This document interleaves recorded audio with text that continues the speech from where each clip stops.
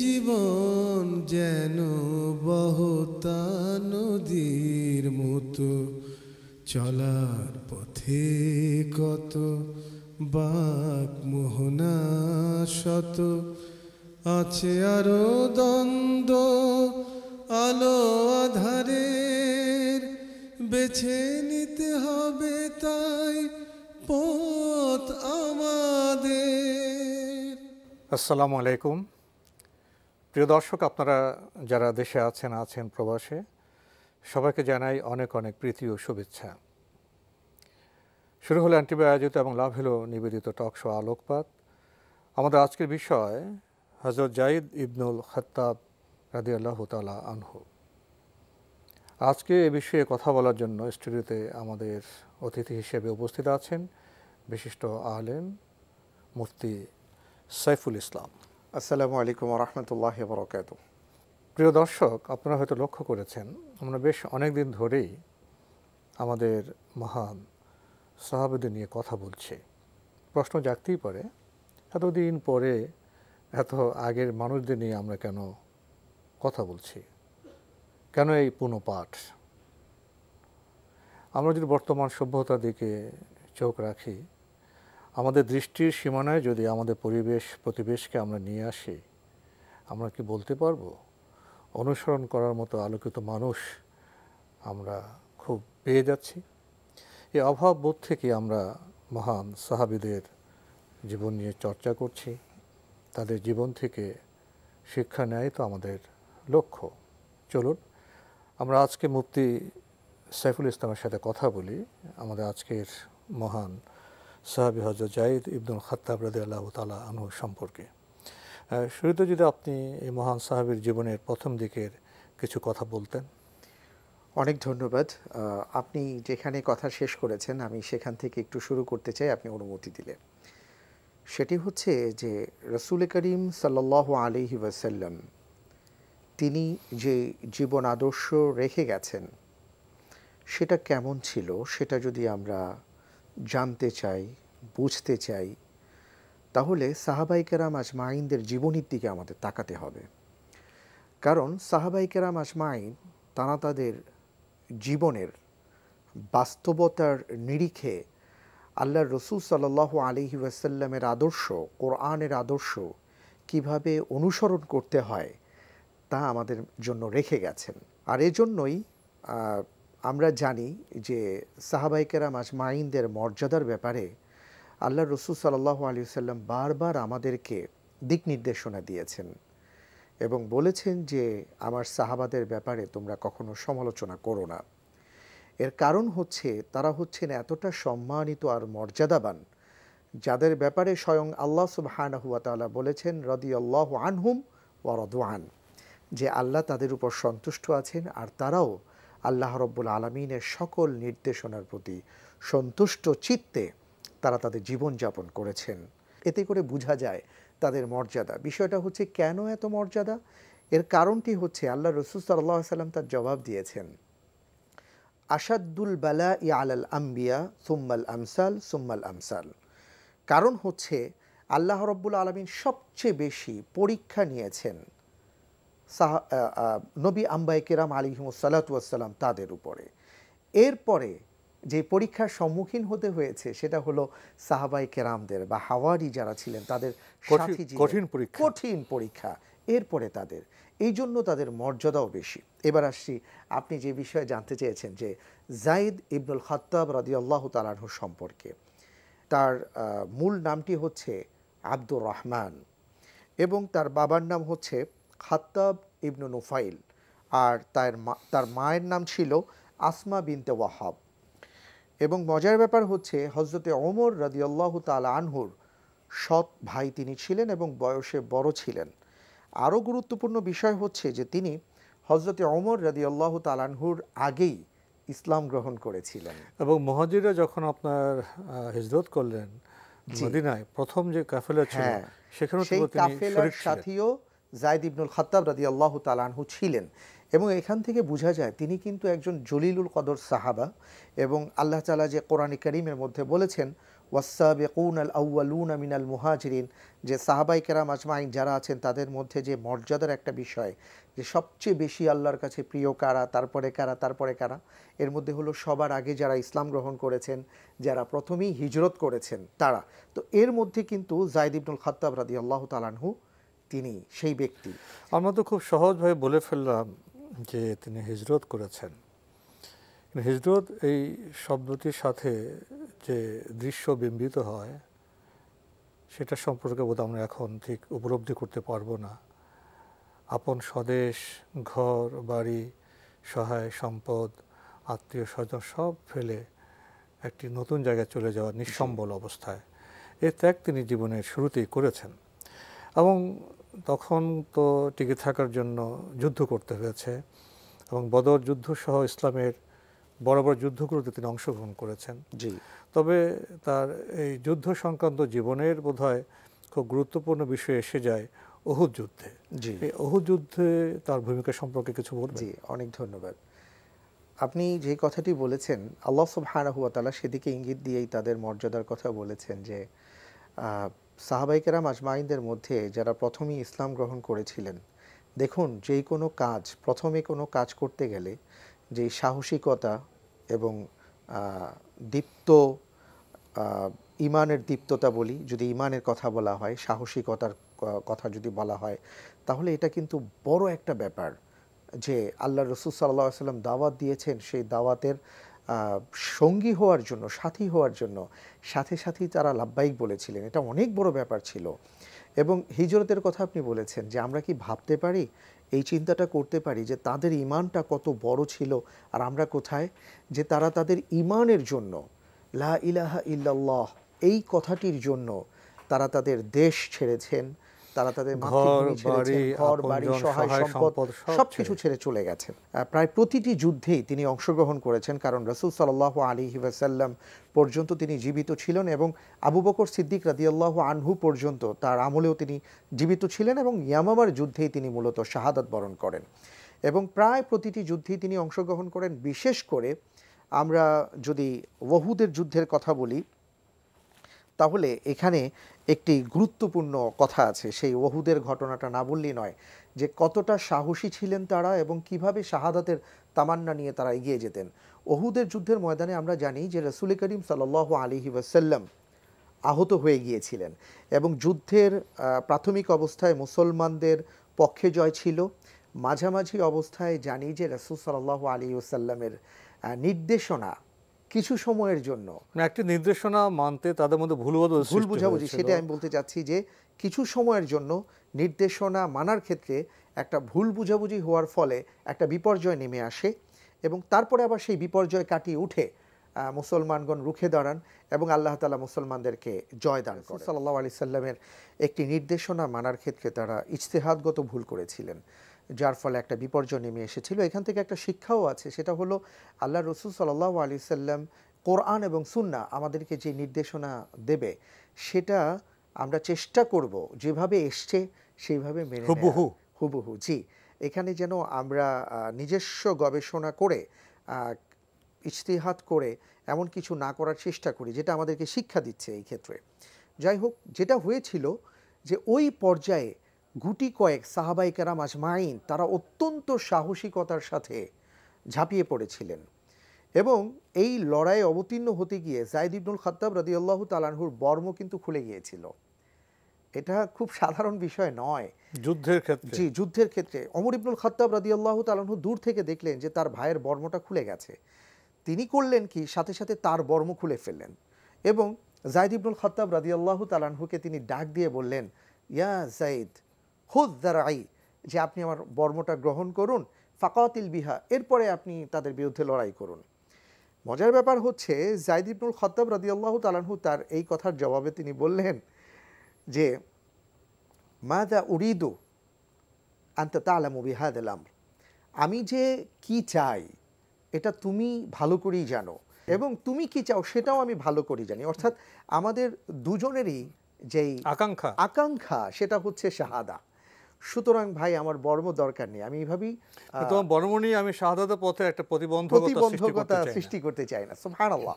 এবং মজার ব্যাপার হলো ওমর রাদিয়াল্লাহু তাআলা আনহু তিনি তার ভাইকে কতটা ভালোবাসতেন যে তিনিও তার বর্ম খুলে ফেলে আর পরেননি, এবং দুই ভাই কিন্তু বর্ম ছাড়াই এই উহুদের এটা প্রান্তরে যুদ্ধে লড়াই করেছেন। কতটা মারাত্মক অবস্থা। এবং এখানে কিন্তু আমাদের একটা বড় পাওয়া আছে, সেটা হচ্ছে মুসলিমদের সর্বাবস্থায় তাদের জন্য আর কি পুরস্কারের বিষয় রয়েছে। যেমন জিহাদের ময়দানের কথা যেটা বলা হয়েছে, এবং কোরআনে কারীমের আয়াত এসেছে সূরাতুত তাওবার দিকে যদি আমরা তাকাই, সেটা হলো আল্লাহ তাআলা বলেছেন যে হে মুহাম্মদ সাল্লাল্লাহু আলাইহি ওয়াসাল্লাম আপনি বলে দিন ইল্লা ইহদাল হুসনায়াইন, যে আমরা যখন আল্লাহর পথে ধাবিত হব তখন দুইটার যে কোনো একটা জিনিস আমরা পাবো, হয় শাহাদাতের মাধ্যমে জান্নাত, অথবা আমরা গাজী হয়ে ফিরে আসব গনিমত সহকারে, বিজয়ী হিসেবে। বিজয়ী বেশে, এবং কোনো দিকেই কিন্তু আমাদের কোনো লস নেই, ক্ষতি নেই। তো এই বিষয়টা কিন্তু তারা প্রমাণ করেছেন তাদের জীবনের মাধ্যমে। এবং আরেকটি বিষয় হচ্ছে যে সাহসিকতার কথা যেটা আমরা বলছিলাম যায়েদ ইবনুল খাত্তাব রাদিয়াল্লাহু তাআলা আনহুর, যে তিনি যখন রাসূল করিম সাল্লাল্লাহু আলাইহি ওয়াসাল্লামের সময়ে একজন ব্যক্তির কথা এসছে যে নাহার ইবনে উনফু, সে কিন্তু মুরতাদ হয়ে গিয়েছিল, ধর্ম ত্যাগ করেছিল, এবং আল্লাহর রসুলের সময়ে আল্লাহর রসুলের নির্দেশনায় তিনি তাকে হত্যা করেছিলেন। এবং পরবর্তীতে হযরত আবু বকর সিদ্দিক রাদিয়াল্লাহু তাআলা আনহুর সময়ে যখন চারিদিকে ফিতনা মাথাচাড়া দিয়ে ওঠে, ভণ্ড নবীদের কিছু ঘোষণা আসে, বিশেষ করে মুসাইলামাতুল কাযযাবের কথা আমরা বলতে পারি, এবং সেই ফিতনা নিরসনের ক্ষেত্রে এবং বিদ্রোহীদের দমন করার ক্ষেত্রে কিন্তু তিনি অগ্রণী ভূমিকা পালন করেছিলেন। সুবহানাল্লাহ। এর আগে তো আরো অনেকগুলো গুরুত্বপূর্ণ ঘটনা বেশ ছিল কিছু তার ঘটনা জীবনে, আছে, এবং যেমন হুদায়বিয়ার ঘটনা। জি হুদায়বিয়ার সম্পর্কে কিছু বলবেন? জি, অনেক ধন্যবাদ। হুদাইবিয়ার যেই ঘটনাটা হয়, আমরা জানি যে হুদাইবিয়ার সন্ধি হয়েছিল, যেই সন্ধিটার ক্ষেত্রে রাসূল করিম সাল্লাল্লাহু আলাইহি ওয়াসাল্লামকে আল্লাহ তাআলা ঘোষণা দিয়ে বলেছেন, সূরাতুল ফাতাহের মধ্যে এসেছে ইন্না ফাতাহনা লাকা ফাতহাম মুবিনা। যদিও সন্ধির বিষয়গুলো বাহ্যত এমন ছিল যে মুসলিমদের অনেকে বিপক্ষে প্রথম চলে দিকে যাচ্ছে। সেটা তো বুঝতে জি, পারেননি, জি, অনেকে জি। তো সেটা মানবীয়ন করেছেন, ঠিক মানতে চাননি, জি। কিন্তু এর যে গভীর তাৎপর্য সেটা রাসূল সাল্লাল্লাহু আলাইহি ওয়াসাল্লাম উপলব্ধি করেছিলেন। অবশ্যই উপলব্ধি করেছিলেন, এবং ওই শিক্ষাটাই আমাদের সামনে কিন্তু বারবার আসছে যে কোরআন এবং সুন্নাহর যে নির্দেশনা আসবে সেটা আমি বুঝি আর না বুঝি আমাকে পালন করতে হবে। এর কারণ হচ্ছে আল্লাহ তাআলা বলেছেন আসা আন তাকরাহু শাইআন ওয়া হুয়া খায়রুল লাকুম ওয়া আসা আন তুহিব্বু শাইআন ওয়া হুয়া শাররুল লাকুম। তোমার ক্ষেত্রে এমন অনেক বিষয় সামনে আসবে, তোমার যেটা অপছন্দ লাগে কিন্তু জানো না তাতেই তোমার কল্যাণ রয়েছে, আবার অনেক কিছু তোমার ভালো লাগবে কিন্তু তুমি জানো না সেখানে তোমার কোনো কল্যাণ নেই। আর একমাত্র আল্লাহর বান্দার জন্য তার কল্যাণকামী একমাত্র তিনি হচ্ছেন আল্লাহ সুবহানাহু ওয়া তাআলা। আসলে মানবিক সীমাবদ্ধতা সম্পর্কে, জ্ঞানের সীমাবদ্ধতা সম্পর্কে মানুষ অনেক সময় সচেতন থাকে না। এটা শয়তানের একটি ওয়াসওয়াসা, এবং এই কারণে সে ভুল সিদ্ধান্ত নিয়ে ভুল কথা বলে, এবং সেই জিনিসটাই কিন্তু হুদায়বিয়ার সন্ধির যে ঘটনা, যে চিত্র সেখান থেকে বোধহয় ফুটে এসছে। এরপরে আবার তো তার জীবনে আরেকটি বড় ঘটনা হলো যে বিদায় হজে রাসূল সাল্লাল্লাহু আলাইহি ওয়াসাল্লামের যে সফর সঙ্গী ছিলেন, যে বিদায় হজ সম্পর্কে কিছু বলবেন? জি, অনেক ধন্যবাদ। আসলে আমরা আমাদের শুধু ইসলামী জীবনযাপনের ক্ষেত্রে বলবো না, যে রাসূল করিম সাল্লাল্লাহু আলাইহি ওয়াসাল্লামের জীবনের তিনটা বিষয়, একটা হচ্ছে হুদায়বিয়ার সন্ধি, যেটা দিয়ে আল্লাহ রসুল শিক্ষা দিয়েছেন যে উদারতা কিভাবে প্রকাশ করতে হয়, এবং পাশাপাশি আল্লাহর উপর ভরসা করে আল্লাহর নির্দেশনা মেনে কিভাবে ধৈর্য ধারণ করতে হয়।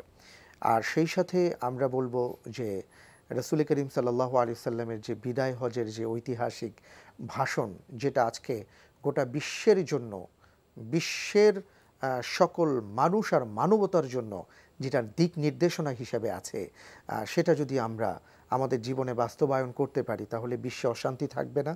আর পাশাপাশি আরেকটা হচ্ছে মদিনা সনদের কথা, যে আল্লাহ রসুল সাল্লাল্লাহু আলাইহি ওয়াসাল্লাম মাত্র 10,000 সাহাবীকে বা মুসলিমকে নিয়ে 50,000 অধিবাসীভুক্ত মদিনাকে কিভাবে শাসন করেছেন এই মদিনা সনদের মাধ্যমে, এই শিক্ষাটা এবং কি কি ছিল এই বিষয়গুলো যদি আমরা আমাদের সামনে নিয়ে আসতে পারি তাহলে বিশ্বের মধ্যে অশান্তি থাকবে না। তো আপনি বলছিলেন যে বিদায় হজের যে ব্যাপারটি, আল্লাহ রসুল সাল্লাল্লাহু আলাইহি ওয়াসাল্লামের যে ঐতিহাসিক কথা ছিল তার মধ্যে একটা হচ্ছে যে এই যে মানুষ যে অহংকার করে, অহংকার করে বলে আমি অমুক গোত্রের, আমি অমুক বংশের, আমি অমুক তমুক, আল্লাহ রসুল বলেছেন যে না, তোমরা সবাই আল্লাহর কাছে সমান।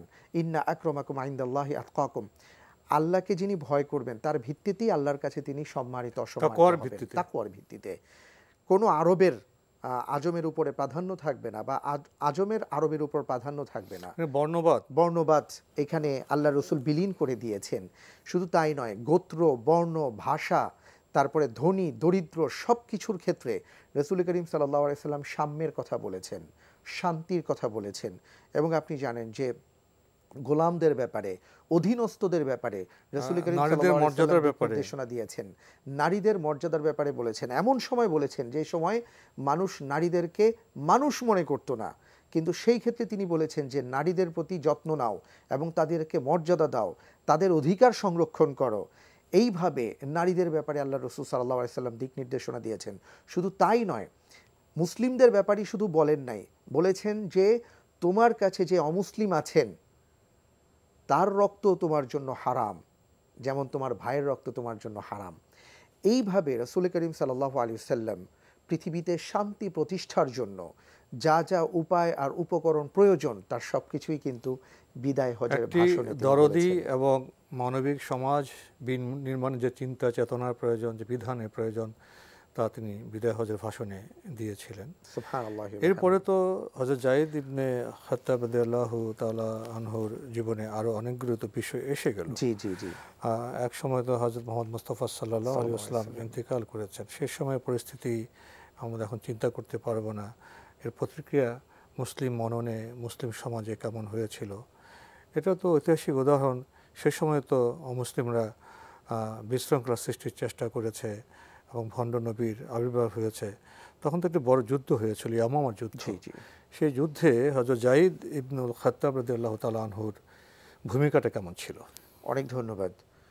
আল্লাহ রসুল সাল্লাল্লাহু আলাইহি ওয়াসাল্লামের যখন ইন্তেকাল হয়, আসলে রাসূল করিম সাল্লাল্লাহু আলাইহি ওয়াসাল্লামের জীবদ্দশায়ও এবং পরবর্তীতেও কিছু সময়, বেশ কিছু সময় আছে যখন আল্লাহ তাআলা মুসলমানদের জন্য পরীক্ষা নিয়েছিলেন। এর মধ্যে একটা যেমন ছিল, আল্লাহ রসুল সাল্লাল্লাহু আলাইহি ওয়াসাল্লাম যখন মেরাজ থেকে আসলেন, তখন কিন্তু আল্লাহ রসুল যখন মেরাজের ঘটনাটা ব্যক্ত করলেন, কিছু মুসলিম কিন্তু মুরতাদ হয়ে গিয়েছিল।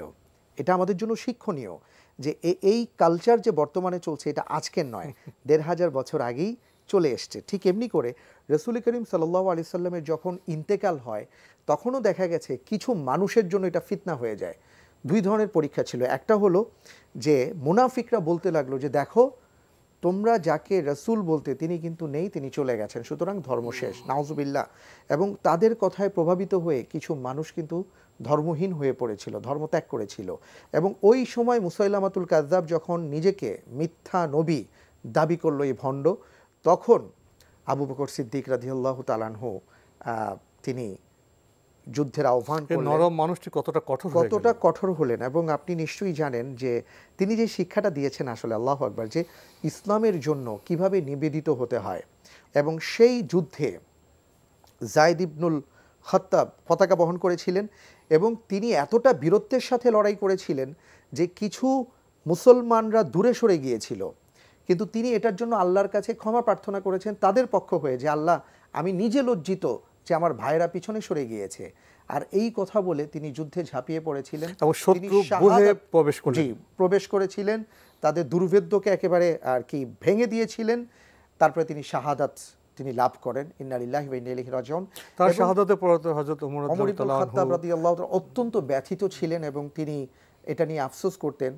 তবে মজার ব্যাপার হচ্ছে, যেটা না বললেই নয়, যে কবি মুতাম্মিম ছিলেন তার সময়, তার সাথে যখন সাক্ষাৎ হয়, কবি মুতাম্মিম বললেন যে আমার ভাই খালিদ ইবনে ওয়ালিদের হাতে নিহত হয়েছিল, আমি আমার ভাইকে খুবই ভালোবাসতাম আর তার জন্য আমি খুবই শোকাহত। ওমর ইবনুল খাত্তাব জিজ্ঞেস করেছিলেন কতটা শোকাহত? তিনি বলেছিলেন যে আমার অসুস্থতার কারণে আমার চোখ দিয়ে পানি আসতো না, কিন্তু আমার ভাই যখন মৃত্যুবরণ করে তখন থেকে আমার এই যে পানি ঝরা শুরু হয়েছে, এই পানি এখনো বন্ধ হয়নি। ওমর ইবনুল খাত্তাব রাদিয়াল্লাহু তাআলা আনহু বললেন যে তোমার কথা শুনে আমার মনে হচ্ছে যে আমি যদি কবি হতাম তাহলে আমার ভাইয়ের জন্য আমি কাসিদা লিখতাম, রচনা করতাম। তখন তিনি বললেন যে দেখুন, আমার ভাই যদি আপনার ভাইয়ের মতন শহীদ হয়ে যেতেন, আল্লাহর কসম করে বলি আমি কখনো কান্না করতাম না, বরং আল্লাহর প্রশংসা করতাম। এই কথা শুনে ওমর ইবনুল খাত্তাব রাদিয়াল্লাহু তাআলা আনহু বললেন যে তোমার কথা শুনেই আজকে আমার ভাইয়ের শাহাদাতের উপর আমার কিছুটা হলেও আমার আজকে ভালো লাগছে, বা আমি কিছুটা সান্ত্বনা লাভ করছি। আপনার বোধহয় আর অনেক কথা ছিল এই মহান সাহাবী সম্পর্কে, জি, আসলে সময়ের কারণে এত আমরা অল্প সময়ে আর অনেক অগ্রসর কথা, জি জি, হতে পারছি না। তো এখানে শেষ করতে হচ্ছে। আপনাকে অনেক ধন্যবাদ। আপনাকেও ধন্যবাদ। প্রিয় দর্শক, আমরা এতক্ষণ দেখছিলাম এনটিভি আয়োজিত এবং লাভিল নিবেদিত অনুষ্ঠান আলোকপাত। আমাদের আজকের বিষয় ছিল হযরত যায়েদ ইবনে খাত্তাব রাদিয়াল্লাহু তাআলা আনহু। আমাদের এই অনুষ্ঠান আপনারা এনটিভি অনলাইনেও দেখতে পারবেন। ভিজিট করুন www.ntvbd.com। এছাড়া ইউটিউবে এবং আমাদের ভেরিফাইড ফেসবুক পেজে অনুষ্ঠান দেখতে পারবেন। প্রিয় দর্শক, এই মহান সাহাবীর জীবন থেকে আমরা অনেকগুলো বার্তা পেলাম। কীভাবে সত্যের আহ্বানে সাড়া দিতে হয়, কীভাবে যুদ্ধের ময়দানে শুধু সাহসিকতা নয়, শাহাদাতের যে আকাঙ্ক্ষা সেটাকে উচ্চকিত করতে হয়, কীভাবে যখন ইসলামের চ্যালেঞ্জ আসবে, বড় বড় চ্যালেঞ্জ, সেখানে মোকাবেলা করতে হয়, যুদ্ধে প্রাণ দিতে হয়, সেই উদাহরণ তিনি রেখে গেছেন। এবং ভাইয়ে ভাইয়ে যে দৃঢ় সম্পর্ক, ভালোবাসার সম্পর্ক, সেটা শুধু গৃহে নয়, যুদ্ধের ময়দানেও তারা প্রদর্শন করেছেন। আসুন এই মহান সাহাবীর জীবন থেকে আমরা বার্তা গ্রহণ করি, জীবনকে উজ্জ্বল করি। মহান আল্লাহ আমাদের সবাইকে নিরাপদে রাখুন, রাখুন শান্তিতে।